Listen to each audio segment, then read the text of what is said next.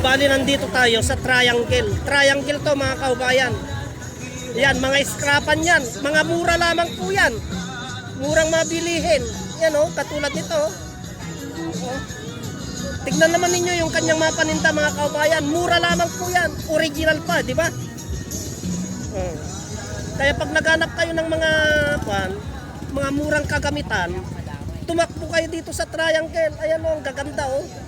Mga mura lamang po yan mga kaubayan. Kung nyo pong nakikita itong mga original yan, takbo lamang po kayo dito sa Triangle. Sa gilid mga kaubayan, papuntang Palengking Luma. Yan, yung mga naghangad ng mga murang kagamitan. Pumunta lamang po kayo dito, mga mura lamang po yan mga kaubayan. Ang mura. Oh. Hindi namimigay na. Yan, sa inalanta ko. Tulad ng sabi ng ating kaubayan, pinamimigay na. So umiwas na tayo at medyo wala sa kanitong ating kaubayan at pinamimigay na daw yung kanyang paninda. Mga kaubayan, ito. Ipagpatuloy po natin ang paglalakad, mga kaubayan. Ayan, ang daming kagamitan, mga mura po yan. Yung mga naghanap ng mga murang paninda. Dito lamang po yan sa may scrapan. Yan. So, pagpatuloy natin ang paglalakad mga kaubayan para makita naman po natin ang kalakaran ng bilihan dito sa Olongapo. Ano naman kayong meron dito mga kaubayan? CR pala yan. CR. Ito salamin, no? Kaya yung ating mga mata na medyo malabo. Malabong ating paningin. Ito. Mga salamin, mura lamang po yan mga kaubayan.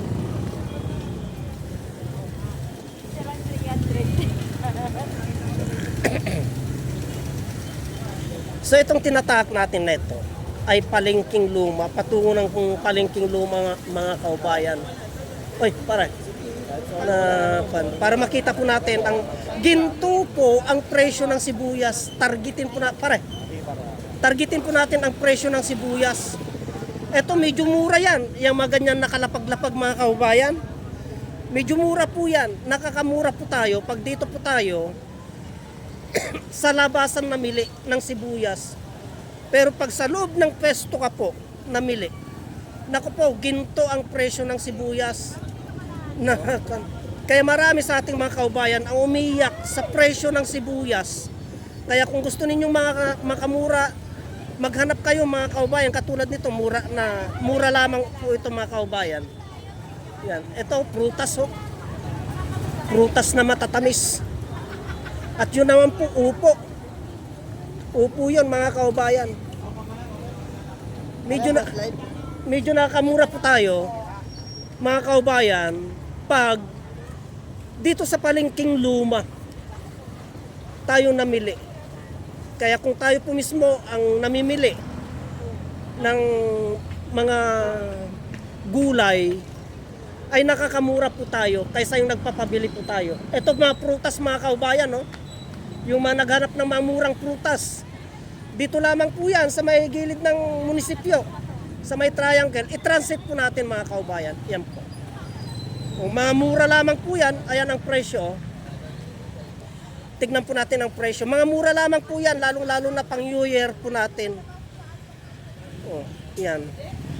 Makikita nyo lamang po yan, ang mga presyo na yan, dito sa gilid ng Triangle. Yung pakwan mga kaubayan. Pakwan, ang gaganda ng pakwan, panghanda sa bagong taon. Ang lalaki ng pakwan mga kaubayan, ang gaganda. Ang tatamis po niyan. Dito lamang po sa may gilid ng munisipyo yan. Kaya pagpatuloy po natin ang paglalakad. Yung ating mga kaubayan na makapanood ng videos na ito, samantalayan na po ninyo. Pumunta, mura po ang upo mga kaubayan, halagang 20 pesos. Halagang 20 pesos lamang po ang upo. Yan. Tignan po natin. Kaya nakakamura po tayo pag dito po, pag tayo po mismo ang namalengke. Dito po tayo namalengke sa lumang palengke mga kaubayan. Ayan 25 lamang po, 1/4. Mga kaubayan, mura. Magpinakbit ka na. Kumpleto na yan, kalabasa, sitaw, ampalaya, talong. Yan, pinakbit na po yan mga kaubayan. Hindi ka na mapapagod na maghanap pa. Isang pwesto na lamang po yung pipilian. Ang gaganda ng talong mga kaubayan, oh. Yan, ipagpatuloy po natin mga kaubayan hanggang sa makarating po tayo dun sa target natin na area. Basta ang target po natin mga kaubayan ngayon ay yung sibuyas. Sibuyas. Kasi napakamahal po ng sibuyas ngayon. Umiiyak ang ating mga kaubayan sa presyo ng sibuyas. Kasi ang sibuyas ay pangunahing sangkap ng ating mga linuluto mga kaubayan. Yan ang number one na usapan. Number one na usapan yan mga kaubayan. Yung presyo ng sibuyas. Yan. Yan ang number one na mangga mga kaubayan, no? Matatamis to. Basta't ganyan na itsura ng mangga, matatamis po yan. Kaya gawin po tayo doon at targetin natin yung presyo ng sibuyas.